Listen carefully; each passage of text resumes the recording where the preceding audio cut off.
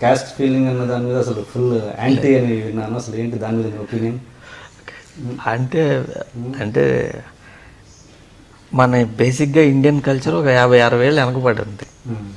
So ఈ caste feeling ఉంది చూసారా, అది బ్రెయిన్ అంటే చాలా చిన్న థింకర్స్ ఉంటారే వాళ్ళకు ఉండేది. మేధావులకి ఎవరికి కాస్ట్ ఫీలింగ్లు ఉండకూడదు. కాస్ట్ ఫీలింగ్లు, ఫ్యాన్ ఫాలోయింగ్లు, ఫ్యాన్స్, రిలీజన్ ఫీలింగ్లు, ఏరియా ఫీలింగు, జిల్లా ఫీలింగ్లు, ఇవన్నీ ఉంటాయి. ఇవన్నీ పనికిరాని ఫీలింగ్లు. It will not take you anywhere. నేను మా ఇంటి పేరు, కులం పేరు ఏమి ఉండవు నాకు. నేనే కాదు, నాకు తెలిసి చంద్రబాబు నాయుడు, రాజశేఖర్ రెడ్డి, జగన్మోహన్ రెడ్డి గారు, కేసీఆర్ గారు, వీళ్ళందరూ కూడా రావులు, రెడ్లు, నాయుడులు ఇవి తీసేయాలి. గవర్నమెంట్ ఉండేవాడు ఎవడో పెట్టుకోకూడదు. మళ్ళీ ఎందుకండి అసలు ఇండియాని ఇంకా వెనక్కలాగటానికి? అసలు వరల్డ్లో ఎప్పుడైనా బిల్ గేట్స్ ఏ కష్టం చూసారా? ఆడికి మైక్రోసాఫ్ట్ వాడేస్తున్నాం, మనం యాపిల్ ఫోన్స్ వాడేస్తాం. శాంసంగ్ కూడా మన హిందూ కాదు అసలు. ఎందుకు వాడుతున్నారు? అంత ఫీలింగ్ ఉంటే అన్నీ కావాలి. నేను ఇవాళ పొద్దున్నే నేను అన్నం తిన్నా, అన్నం నా చేతికి రావాలంటే అన్ని కులాలు, అన్ని మతాలు పనిచేస్తాను, నాకు వస్తుంది మొత్తం. అంత కాస్ట్ ఫీలింగ్ ఉంటే మెయింటైన్ చేయాలి. నీ కాస్టోడు పండించిన పంటే తిను, నీ కాస్టోడి దగ్గరే పని చేయి, అట్టా ఉండాలి. నీ వల్ల కాదు అది. కానప్పుడు ఇంకెందుకు? ఓన్లీ పెళ్ళిళ్ళ దగ్గర మాత్రం చూపించుకోవాలనుకుంటే మరీ ఫీల్ అయితే, ఉద్యోగాల్లో అన్నిట్లో చూపించుకుంటుంటే ఎట్టా? అసలు బ్యాక్వర్డ్ థింకింగ్ అని. ఇప్పుడు ఈ కాస్ట్ ఫీలింగ్స్ అన్నీ ఎక్కడి నుంచి వస్తాయి? మా కాస్ట్ గొప్ప కాస్ట్ అని ఎట్టా వస్తుంది అంటే, ఇప్పుడు రామ్ గోపాలవరం గారు ఉన్నారు, ఆయన మేధావి, ఇంటెలిజెంట్, నేను ఒప్పుకున్నాను. రామ్ గోపాలవర్మ మేధావి కాబట్టి వర్మ అని పేరున్నాడల్లా గొప్పవాడంటే అది నేను ఒప్పుకున్నాను. ఇప్పుడు రామారావు గారు ఉన్నాడు, ఆయన ఒక పర్టికులర్ కాస్ట్లో గొప్పవాడు, ఆయన సీఎం అయ్యాడు, గ్రేట్. కాబట్టి ఆయన కాస్ట్లో ఉన్న మేమంతా గ్రేట్ అంటే ఆయన గ్రేట్, నువ్వు కాదు. సేమ్ ఇది చిరంజీవి గారి ఫ్యాన్స్ ఉంటారు, చిరంజీవి గారు గ్రేట్, ఎస్ నేను ఒప్పుకుంటా, చిరంజీవి గారు చాలా గ్రేట్, కష్టపడి పైకి వచ్చాడు, సూపర్ డాన్సర్, సూపర్ ఎంటర్టైనర్, ఆయన గ్రేట్. ఆయన ఫ్యాన్స్ కాబట్టి మేము గ్రేట్ అంటే నువ్వు గ్రేట్ కాదురా, ఆయనే గ్రేట్. ఎప్పుడు వస్తుంది ఈ ఫీలింగ్ అని అంటే, నాన్ అచీవర్స్ వచ్చినప్పుడు. ఈడేమి సాధించలేడు కాబట్టి నేను ఆయన ముట్టుకున్నా కాబట్టి నేను గ్రేట్. నేను మహేష్ బాబు ఫ్యాన్ని, మహేష్ బాబు గ్రేట్ కాబట్టి నేను గ్రేట్, ఇది వస్తుంది. మా కులం పలానా వాడు గ్రేట్ కాబట్టి నేను గ్రేట్. నువ్వేంటి?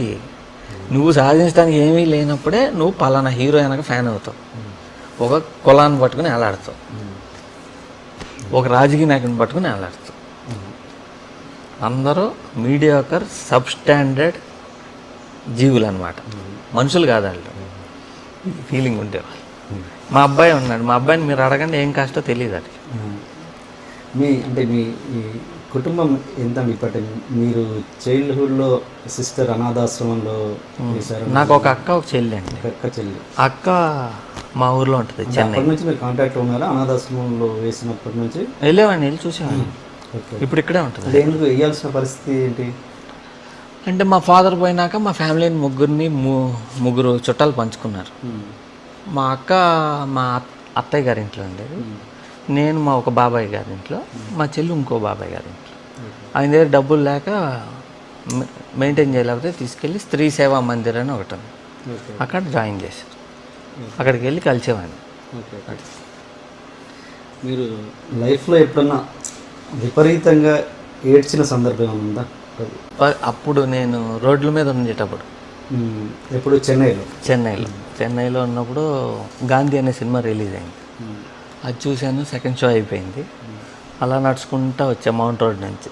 వచ్చి జమినీ ఫ్లైఓవర్ అని ఒకటి ఉంటుంది, అక్కడ ఒక గుర్రం బొమ్మ ఉంటుంది, దాని కింద పడుకుంది. తెల్లారుజా అవుతా ఉంది, ఇంకా చలి, ఓపెన్ ఎయిర్. ఇంకా అక్కడ పడుకోలేక చలికి ఆ న్యూస్ పేపర్ తీసుకుని అలా నడుచుకుంటూ పాండీ బజార్ దాకా వచ్చి అక్కడ పడుకోవాలనుకుంటే అక్కడ ఒక సైకిల్ రిక్షా ఆగుంది. రిక్షావాడు అక్కడ మెట్ల మీద పడుకుని ఉన్నాడు, చాలామంది పడుకుని ఉన్నారు. నేను రిక్షావాడిని అడిగా, అన్న నీ రిక్షాలో పడుకుంటాను. రిక్షాకి షేడ్ ఉంటుంది కదా, పడుకో అన్నాడు. ఆ షేడ్ లాగి దాంట్లో పడుకున్నాను. ఇటు తిరిగా నాకు నిద్ర రాట్లా. ఎందుకు అని అంటే, ఆడు కింద ఉండే సీటు ఆడు తీసుకెళ్ళి దిండి కింద వేసుకున్నాడు. ఇంకా పడుకోలేక వెళ్ళి అక్కడ ఇంకో మెట్టు మీద నేను పడుకున్నాను. పడుకొని చెయ్యి ఇట్ట పెట్టుకుని పడుకొని న్యూస్ పేపర్ కప్పుకొని మంచి నిద్రలో ఒక ఎన్టీఆర్ పాట, ఎన్టీఆర్ జయప్రద పాట జరుగుతూ ఉంది. అట్లా పడుకుని ఉంటే వెనకెవరో గట్టిగా పట్టుకున్నట్టు అనిపించింది. పాటలో పట్టుకున్నారులే అనుకున్నాను. పట్టుకున్నట్టు అనిపించి వెనక్కి తిరిగి చూస్తే ఎవడో నా మీద వెనక పడుకుని గట్టిగా పట్టుకుంటున్నాడు. అప్పుడే పడుకుంటున్నాడు. అప్పుడు తోసాను, పొదలు ఆగు ఆగు అంటున్నాడు. ఒక్క తోపు తోసాను, మెట్ల మీద దొల్లాడు, లేచి పరిగెత్తాడు, ఎమ్మడి పడ్డాడు. ఇంకెంత దూరం పరిగెత్తాను నాకే తెలియదు. చాలా స్పీడ్గా చాలా దూరం పరిగెత్తి ఒక చోట ఆగి ఇంకా గట్టిగా ఏడ్చేసి, ఏంటిది, ఏం జరుగుతుంది, ఎందుకు ఇట్ట అయింది, నాకు ఏం అర్థం కాలేదు అసలు. ఎంత అప్పుడు మీ వయసు ఎంత ఉండొచ్చు? ఉంటుంది ఒక 13-14. ఇన్సిడెంట్ బాగా గుర్తుంది అంటే ఎందుకు ఇదే కదండి అన్ని గుర్తు. ఎందుకు అంత ఏడ్చారు అనడానికి ఏదో కనెక్షన్ ఉంటుంది కదా అంతే. అంటే ఎందుకు అట్లా జరిగిందో ఏమీ తెలియలే, నాకెవరూ లేరు. అప్పటికే సిస్టర్ వీళ్ళందరినీ వేరే వేరే ఇళ్లలో ఉండేవారు, నాకెవరు లేరు, ఒక్కడినే. ఏంటిది, వాడు నన్ను పట్టుకుని ఉంటే ఏమయ్యేది, ఏంది అసలు ఏం జరుగుతుంది నాకు అర్థం కాక ఒకటే ఏడుపు వచ్చేసింది. సెకండ్ టైం ఏడ్చింది మా బాబు పోయినాం. మీరు అంటే ఇంత కటువుగా ఉంటారు కదా ఇండస్ట్రీ పరంగా, అంటే బయట జనాలకు ఎవరికి తెలియదు మీలో ఇంత ఏమంటారు ఇంత ఎమోషనల్ పర్సన్ అన్నాడని చాలామందికి తెలియదు. అంటే మీరు ఎంత ఎమోషనల్, మిమ్మల్ని మీరు ఓకే సినిమా పక్కన పెట్టేద్దాం, కొంచెం ఎమోషనల్ మీలో ఉన్న ఎమోషనల్ పర్సన్ని ఒకసారి మాకు చెప్పండి.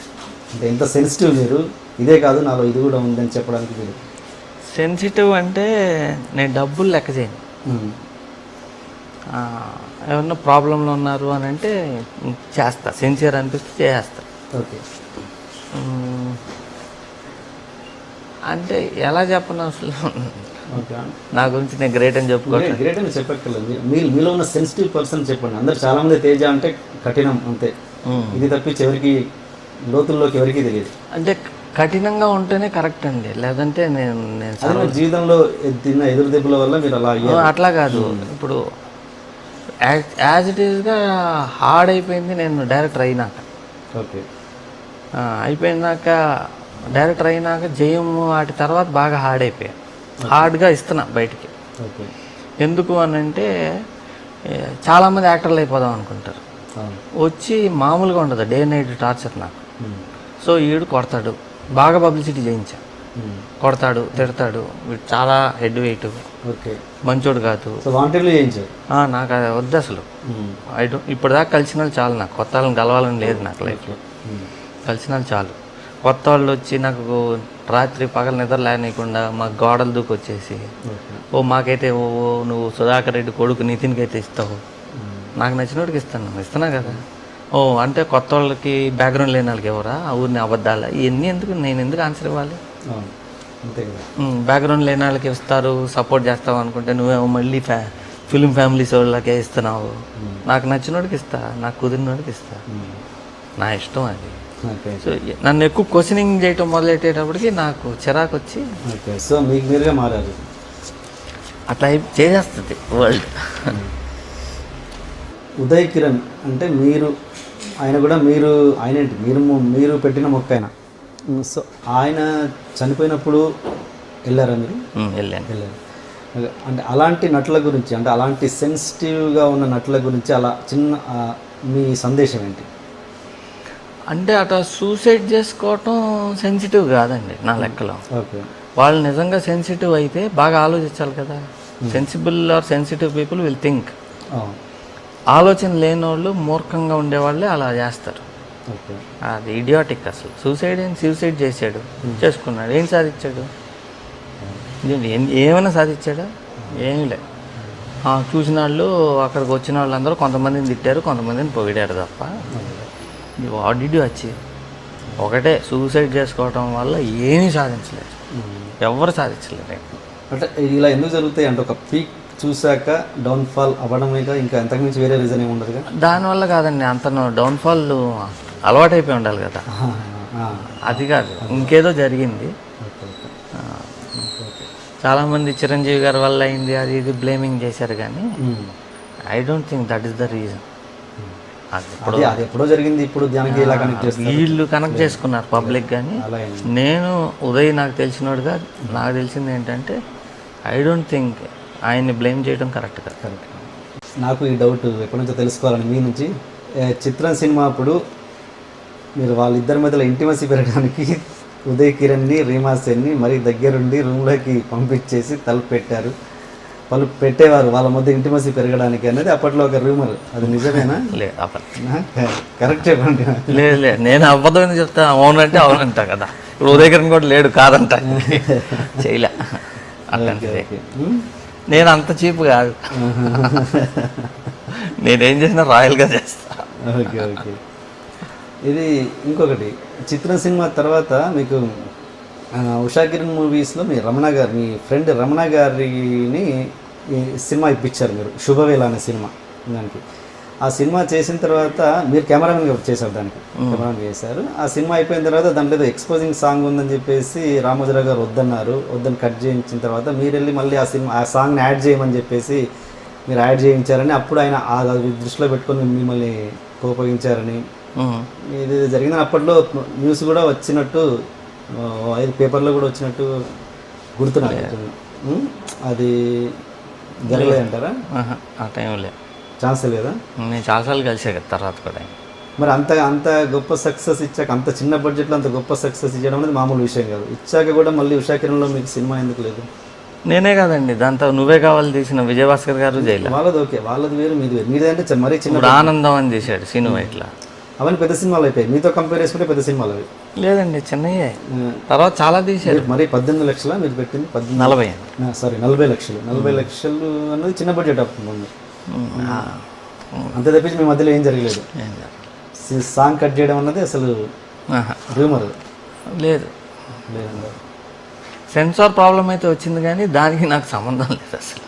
ఏదో ఎక్స్పోజింగ్ సాంగ్ విషయంలో? ఎక్స్పోజింగ్ కాదు, ఏదో అయింది, నాకు అసలు కనెక్షన్ లేదు అసలు. Okay okay.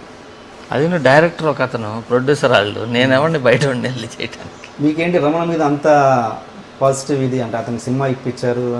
అతనని కాదండి, ఎవరికైనా నా వీలున్నంత వరకు హెల్ప్ చేస్తుంటా. అలా ఎంతమందికి ఇప్పించారు డైరెక్షన్? చాలా మంది. ఎందుకు చెప్పండి, పర్లేదు. ఇప్పించినప్పుడు తెలుసుకుంటామ్మా, మేము కూడా వాళ్ళకు గుర్తుంటే వాళ్ళకి. మీలో ఎక్కువ నచ్చే అంశం ఏంటంటే మీ ప్రతి సినిమాకి కూడా తెలుగు పేర్లే పెడుతున్నారు ఫస్ట్ నుంచి ఇప్పటివరకు. నాకు తెలిసి ఇంగ్లీష్ పేరు ఎక్కడ పెట్టలేదు మీరు కదా? పెట్టలేదు. అండ్ మీరు కొంతవరకు మీరు ఒక ఫాంట్ ఫాలో అయ్యారు ఫస్ట్ నుంచి. నువ్వు నేను చిత్రం అంతా ఒక ఫాంట్ మెయింటైన్ చేశారు. మధ్యలో అది బ్రేక్ అయిపోయింది, ఎందుకు? రీజన్ ఏంటి? సెంటిమెంట్స్ మీరు కూడా నమ్ముతున్నారా? నేను నమ్మగానే అందరూ చుట్టుండే వాళ్ళు తినేస్తుంటే సరే కానివ్వండి అని మారుస్తుంటా. అంతేనా? అంతే. ఈసారి అదే పెడతా నెక్స్ట్ సినిమాకి. Very good. For more videos, please subscribe to iDream. Hi, this is Sai Kripa, strength coach. For more videos, please subscribe to iDream. And more videos, please subscribe to iDream Media. Hi, I'm Sirisha Reddy, fashion designer. Please subscribe to iDream Media. For more videos, please subscribe iDream Media. Please do subscribe to iDream. Hello అందరికీ నమస్కారం, నేను మీ Getup Srinu. Please subscribe to iDream Media. iDream అంటే నా కళల ఛానల్ను subscribe చేసుకున్న నోరు తిరుగుతలేదు, మీరైతే గంట గుర్తు కొట్టండి.